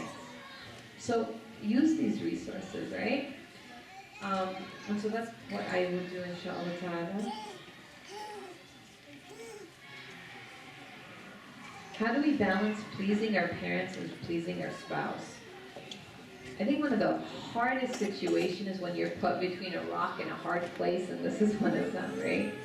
Where, your parents have rights and responsibilities over you, and so does your spouse. And it's really hard to do it, right? But we have to be balanced. And we have to have so much wisdom by giving everyone their due rights and by setting boundaries. One of the things that we're not taught is to have personal boundaries, right? Once I had a couple where the husbands brought up the story of Abu Bakr radiallahu anhu telling his son to divorce his wife. And people bring up these things, right? Like from the past. Or, even the example, I don't know if you know the example of Ibrahim alayhi salam, when he came and visited his son, and he told his son to divorce his wife and to marry someone else. We have to understand, that was Ibrahim alayhi salam. He was Khalilullah. Like, he had revelation, right? He was not you and me. And so when he said something out of what? Out of knowledge maybe of the unseen, right? And so we can't use those examples for us. And so I think probably this was a brother who asked this question, because usually it's the brothers who have the hardest time. And I think just being really wise about spending time with your mother alone, and also spending equal amount of time with your wife alone, and expressing, I know a lot of times our mothers, sometimes they cause some issues because there's a few questions here about daughter-in-laws and mother-in-laws. And I think that the root of all of this is principle number one. Do you guys remember what it is? Worship. That we're not looking at it as an act of worship. And that we're not remembering the sanctity of a human being. Do you know that there are two types of rights? Hukuk-ullah and hukuk-al-ibad, right? Hukuk, the rights of Allah subhanahu wa ta'ala upon us are like prayer, right? And hukuk-al-ibad are the way that we deal with people. Now Allah subhanahu wa ta'ala can and will, inshallah, forgive any shortcomings between us and Him. But do you know what Allah subhanahu wa ta'ala does not forgive? When we hurt others. So do you know that? Where's my proof, right? You're like, Sister Dunya, what are you talking about? Allah forgives everything. True. But when we transgress upon the rights of others, on the day of judgment, you know what the Prophet ﷺ said? He told the Sahaba, Man al-Muflis? Who's the bankrupt person? And they said, Ya Rasulullah, the bankrupt person is the person who had a lot of wealth, but then they lost it all. And he said, no. The bankrupt person is the person who comes on the day of judgment with a lot of good deeds. They did Hajj, they prayed, they used to fast, right? But they hurt people. So they hurt this person with their tongue, with shaitan. So on the day of judgment, Allah subhanahu wa ta'ala will bring that person that they hurt, and Allah will say, you know, and you have to remember, on the day of judgment, there will be people who they only need one good deed to go to Jannah. They will run around and go to the prophets, and the prophets will say, Nafsi, Nafsi. They'll go to their mother, who in this dunya would give them her eyes, and you know what the mother will say? Get away from me. I'm not going to give you not even one hasana. So imagine this person who was hurt in the dunya, when Allah says to them, oh, you know, this person hurt you, but they did Hajj. Would you like that reward? And Allah subhanahu wa ta'ala gives them that. And the Prophet ﷺ said, and they'll keep giving away their rewards to people that they've hurt in the dunya until they have none left. Right? Another hadith that's very interesting is that there was a woman at the time of the Prophet ﷺ. She was sawama qawwama. What does that mean? She would fast her days and she would pray all night. And so the Sahaba told the Prophet ﷺ about her. They were like, Ya Rasulullah, so this woman, she fasts all day and she prays all night, but she hurts her neighbors with her tongue. She backbites, she curses at them, she says mean things to them. You know what the Prophet ﷺ said? Hiya fin-nar. She's in the hellfire. And I said, but Ya Rasulullah, there's another woman who, you know, she just does her bare minimum. She prays her 5 prayers and she fasts in Ramadan, but she doesn't hurt her neighbors. She doesn't hurt other people. And the Prophet ﷺ said, she's in Jannah. So we have to remember that. So as mother-in-laws, we have to remember that the way that we deal with our daughter-in-laws, the way that we deal with everyone, is we're dealing with Allah subhanahu wa ta'ala. And as daughter-in-laws, we need to remember that the way we deal with our mother-in-laws is Allah subhanahu wa ta'ala is watching. And Allah subhanahu wa ta'ala, do you know, when we recite, what did we recite today? Today's Jummah. What do we recite on Jummah? Surah Al-Kahf, right? Why? Why every Friday Surah Al-Kahf? There's so many lessons, but one of the lessons is when Allah subhanahu wa ta'ala quotes someone from the Day of Judgment when they say, مَالِ هَذَا الْكِتَابِ لَا يُغَادِرُ صَغِيرَةً وَلَا كَبِيرَةً إِلَّا أَحْصَاهَا. What is this book of deeds? There's nothing big or small except that it was accounted for. So we have to remember that everything we do will be held accountable for it. So even that look, do you know once Aisha, do you guys know who Aisha is? The most beloved person to the Prophet ﷺ, right? He was once asked, Ya Rasulullah, who's the most beloved person to you? And without hesitation he said, Aisha. And the Sahabi's like, no, we don't mean that. We mean from the man. And then he said, her father. So this most beloved person to the Prophet ﷺ once was talking to the Prophet ﷺ, and she just went like this. Meaning, the person that she was talking about was what? Short. What did the Prophet ﷺ say to her? He said, I swear, Aisha, if we were to take that expression that you just made and put it into the ocean, all of the water in the world would become salty. We wouldn't have any clean, fresh water. SubhanAllah. So we have to remember these things, right? We have to remember that the way we deal with our mother-in-laws, our father-in-laws, our daughter-in-laws, are everyone. Allah is watching, and it's a big deal to Him. Allah subhanahu wa ta'ala loves us so much that He protects us from physical harm, but He also protects us from emotional pain and torment. And so how do you balance between pleasing our parents and our spouses? Is first and foremost by making your intention to please Allah subhanahu wa ta'ala and communicating to your parents that, hey, my spouse has a right upon me. Don't you love me? You want me to go to Jannah? Well, the Prophet ﷺ and Allah subhanahu wa ta'ala said that my spouse is my responsibility and that she or he has rights upon me and I need to fulfill them. And that's not taking away from your rights and your responsibilities, but please help me. You know, just open communication, lovingly ask. You know, a lot of times people say, well, no, I never asked, my mom that. I'm like, why not? Tell her, you know what, Mom? I'm really stressed. Why are you stressed? Because I feel like I'm between a rock and a hard place. I love you, I love my wife. I want to please you, I want to please my wife, and it's becoming difficult. Help me go to Jannah, because you're my Jannah, but she is too. And then work on something. What happened to just basic communication, subhanAllah? So that's my advice for this person. Are you guys tired at all? Whenever you guys get to the point where you guys are like, Sister Dunya, we don't want to hear you anymore, just let me know. I won't get offended, I promise. Okay, Bismillah. Okay, so what do you recommend to couples that feel that their marriage has already died? And that they don't feel the same love they first had for one another?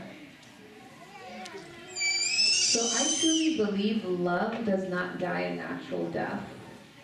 And so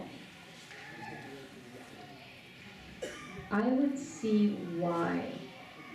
Why don't you feel the same thing that you felt before? Why do you feel like the love died?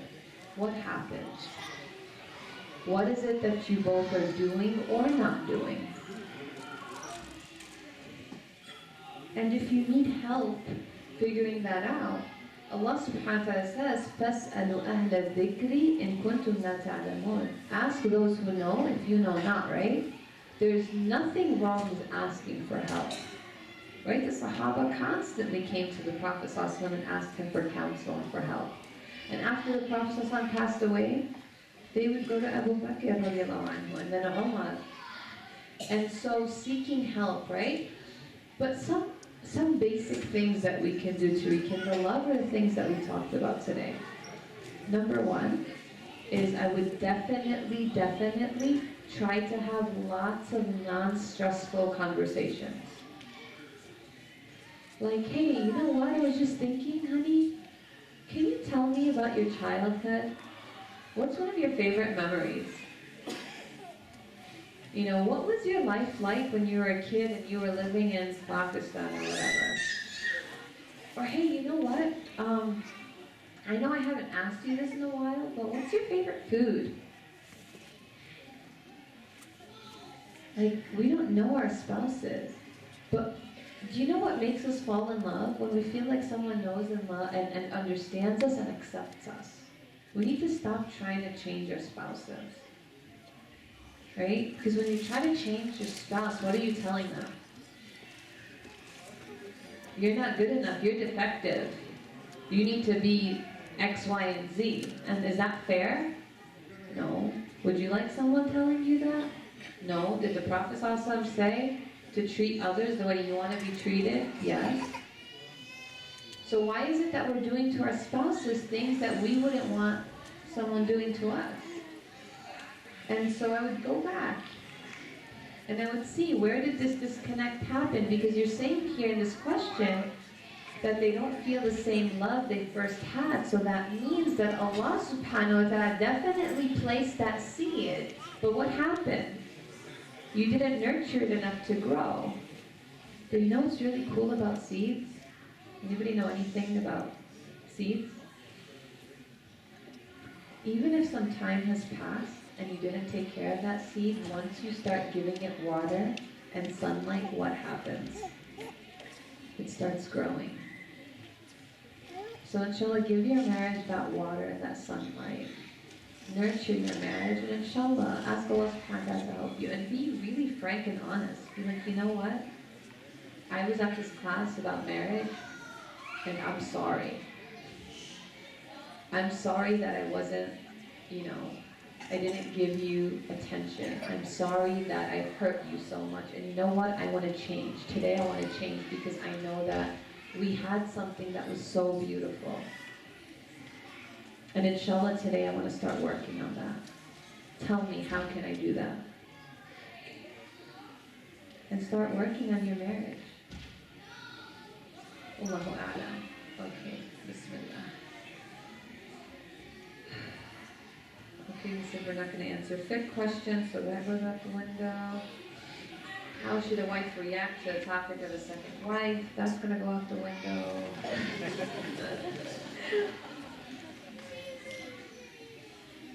Okay, so what if I don't want to go out with my husband without my kids? You know, when I read this question, I'm actually really hurt inside a little bit because I'm not sure where it's coming from. If it's because you don't want to be alone with your husband because you don't feel like you'll, or your wife because you don't feel like you'll know what to do with them, that makes me so sad. Can I share with you guys something that happened about a year ago? I was at a community and I was teaching the importance of mental health to youth. And it was time for questions, so I got this one question that made me cry. It was a young boy who said, "If I get married, will I be allowed to hug and kiss my wife?" Anybody want to know why I cried?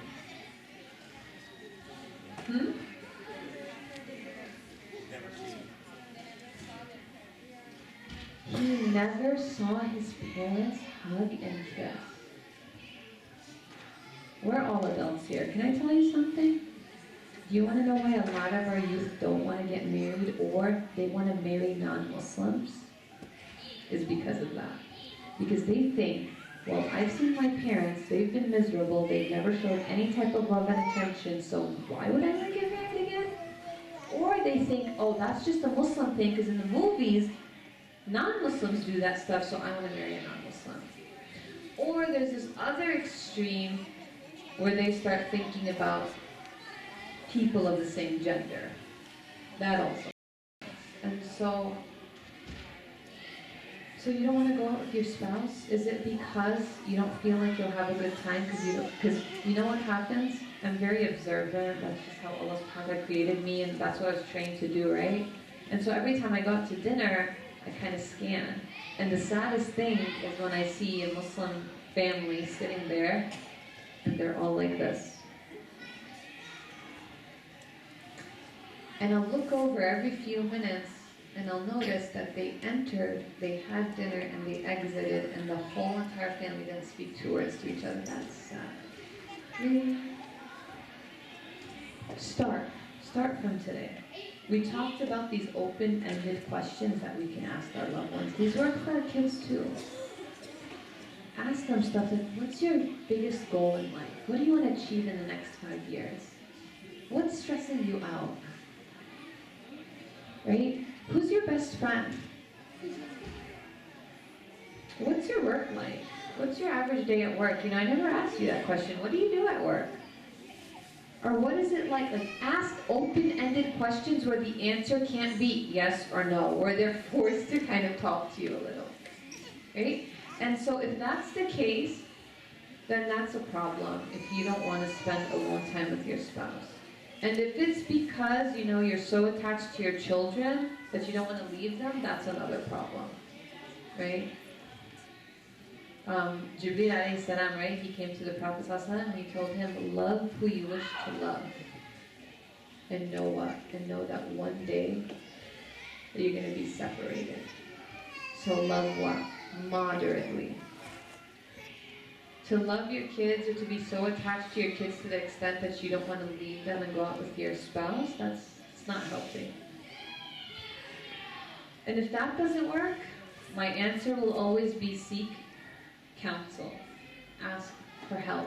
And remember, what did I say? What was my disclaimer in the beginning? Anybody remember? This is a session of psychoeducation, not psychotherapy. Right? And I know a lot of these questions, they're because we really, really need answers. But a lot of these questions show me that your relationship needs some help and that you should consider talking to a professional. Okay, so there's this question that I don't really understand. Is there anything called care too much? Can someone be too something by love? How does individuality prevail in a relationship? So I don't really understand this question, but what I get from it is a lot of times when we get married, we lose ourselves. And I think that's a little more prevalent in the sisters, right? Because maybe pre-marriage, they went to school, they got an education, and maybe they were working, and then they get married, and then what happens? They get married, and they get pregnant, and they start having children, and then what happens? All their focus is at home, and they become lost.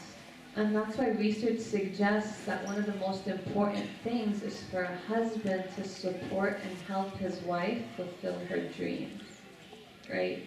And to give her that time to do something. For example, maybe go volunteer once a week, or do a side business online, or even get a part-time job, something that will fulfill her. And so that's my answer to this question, and I hope, and I'm sorry if I didn't understand it correctly.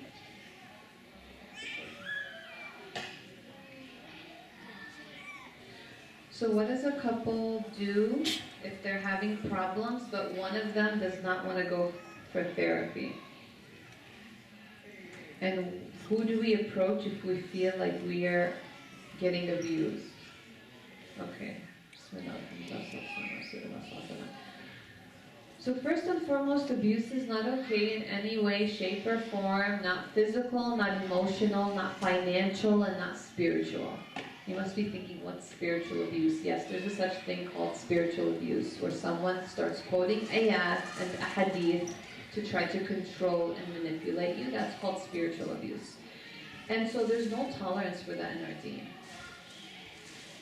I read a hadith that was, it was very eye-opening. So does anybody know the instance of Ta'if? Ta'if, what happened in Ta'if? Come on, you know this thing. The Prophet ﷺ went to Ta'if, and what did they do? They stoned him, thank you. And then what did he do? He made dua. And what happened? The angel of the mountains came and said, Ya Rasulullah, Allah has sent me and told me that if you want, I will destroy all of those people who hurt you. And what did he say? No. Right? Guess what? A woman came to the Prophet ﷺ. She said, Ya Rasulullah, my husband beats me. You know what he said? He said, go tell him right now that you're under the protection of Allah and His Messenger sallallahu alayhi wa sallam. So she left. She came back. She's like, Ya Rasulullah, he hit me again. So he took a piece of his shirt and he ripped it and he gave it to her and he said, go show him this and tell him you're under the protection of Allah and His Messenger sallallahu alayhi wa sallam. And she came back and she's like, Ya Rasulullah, he hit me again. Do you know what he did? He raised his hand and he said, oh Allah, destroy him. Oh Allah, destroy him. Oh Allah, destroy him 3 times. What does that teach you? There's no tolerance for abuse in our beautiful deen. And I'm not just talking about sisters being abused, because guess what? Studies now are showing that 1 in every 5 men are abused in relationships. Verbally abused, and there are some who are physically abused. And so abuse is not okay, and we talked about it, right? Allah subhanahu wa ta'ala will punish those who harm others. Okay, so what do you do if you're in an abusive relationship? You get help. There's a video on my Facebook page where I describe all of the outlets. It's called Domestic Violence. I describe all of the outlets and places and resources where you can go to get help, inshallah.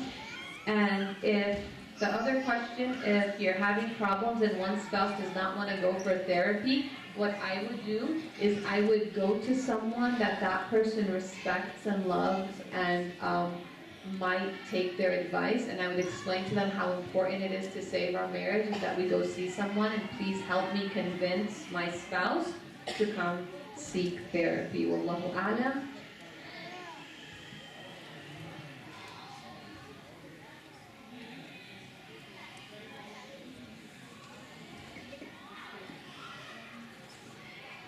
Another question about my spouse not wanting to go to therapy. How can I convince them to seek counseling or understand me?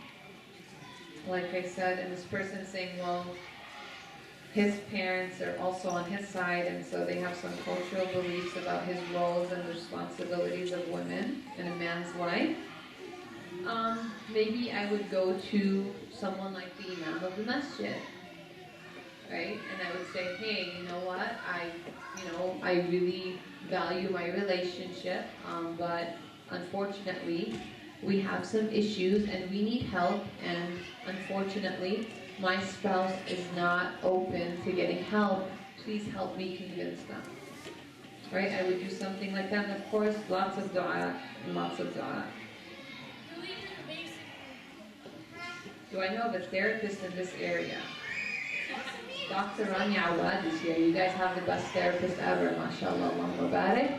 And I also know that there are 2 other therapists, right? And inshallah, Brother Munir can share that information. What are some good books, websites to help understand the opposite gender? I'm going to do a shameless plug. I actually authored a book called The Sunnah and Science of Marriage.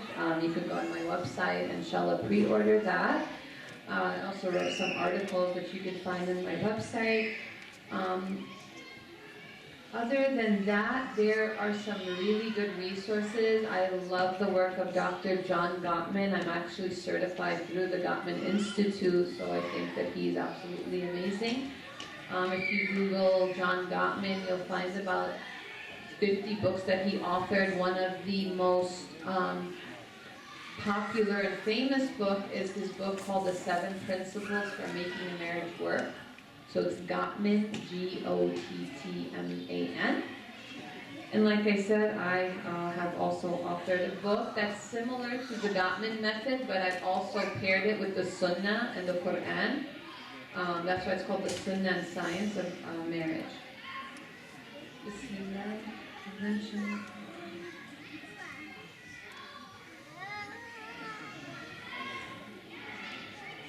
So I mentioned that for all actions and relationships, we should expect the reward from Allah subhanahu wa ta'ala. And you also mentioned that we should show appreciation to our spouse. My question is having expectation of appreciation from our spouse. Okay, so it's natural, right? It's natural to want someone to appreciate you, right? And that's why I was trying to be very balanced, where I said, yes, you know, you're doing it for the sake of Allah, so you're not getting hurt, but at the same time, the Prophet ﷺ said, whoever does not thank the people has not thanked Allah. And Shaitan said that one of the things that he's going to do to lead us to the hellfire is to make us ungrateful. Ungrateful to what? Ungrateful to Allah subhanahu wa ta'ala, ungrateful to His creation. And so when we're ungrateful to the creation of Allah, we are actually ungrateful to Allah. And so there's so many ahadith, and actually I also authored a book on gratitude. You could also order that book, where it teaches us the importance of practicing gratitude and the benefits and practical steps on how to become a more grateful person. And gratitude and appreciation, and I did say this, is one of the most important things that we can do for our relationships. We have to appreciate and notice everything, even the small things, right? So even when your spouse makes you a cup of coffee in the morning, even if they do it every day, they've been doing it every day for the past 40 years. For the past 40 years, every day you should be saying, Jazakallah khairan, thank you so much, the coffee's perfect. You always know how to make it just like I like it, right? I remember, the brothers are gonna like this one. I remember once I was talking to only sisters, so I was telling them to appreciate the fact that their husbands work, and when they come home from work every day, they should say something like, Jazakallah khairan, thank you so much for working so hard. And one sister stood up and she's like, but he's supposed to work. And I'm like, no, he really is not. I know a lot of men who sit home and don't work, so if your husband is working, you should really appreciate that. And the thing about appreciation is that Allah subhanahu wa ta'ala says in Surah Ibrahim that Allah proclaimed Himself. He proclaimed, وَإِذْ تَأَذَّنَ رَبُّكُمْ لَإِن شَكَرْتُمْ لَأَزِيدَنَّكُمْ وَلَإِن كَفَرْتُمْ إِنَّ عَذَابِي لَشَدِيدٌ. And Allah subhanahu wa ta'ala proclaimed, He made an announcement. He said, if you are grateful, I will surely, most definitely increase your blessings. And if you're ungrateful, my punishment is severe, right? And so what happens in relationships is that when we're ungrateful, what usually happens? Our spouse stops doing those really nice and awesome things that they do for us. So we should notice and appreciate everything that our spouse does for us. And that's what happy couples do. Couples who stay happily married, they notice and they appreciate the little things. Wallahu a'lam. Bismillah. What happens if you are not married? I don't really understand this question. Anyone want to help me? No?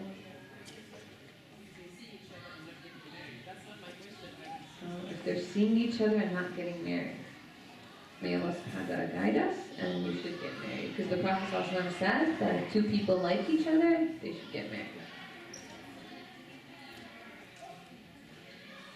Do you guys remember my disclaimer? I'm not a scholar, so I don't answer subject questions. So you guys can ask your sheikh, inshallah. This is another kind of fiqh question about the hadiths that say husbands should be obeyed. Well, no, actually I could answer this one a little bit. It says blindly obeyed. The Prophet ﷺ said that you're not allowed to obey a creation if they ask you to disobey the Creator. So that's a rule, right? So let's say, for example, your spouse tells you not to pray. You can't obey that, right? Your spouse tells you to drink alcohol. You can't obey that. So there's no we don't blindly obey anyone, right? We obey Allah subhanahu wa ta'ala.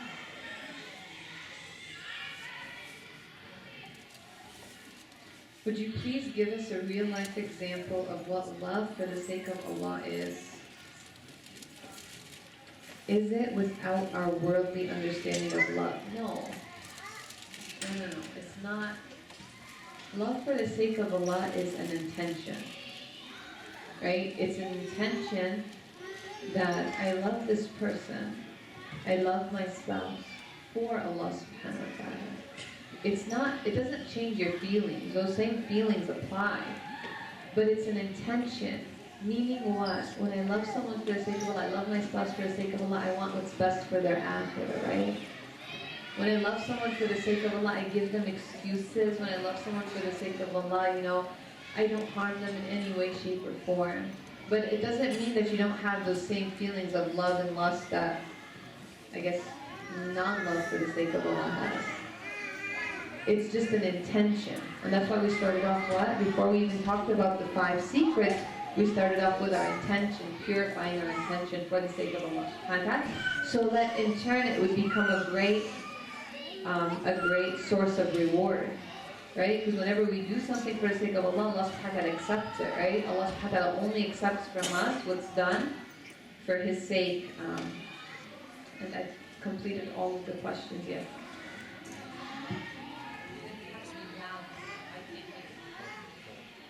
Thank you for your talk.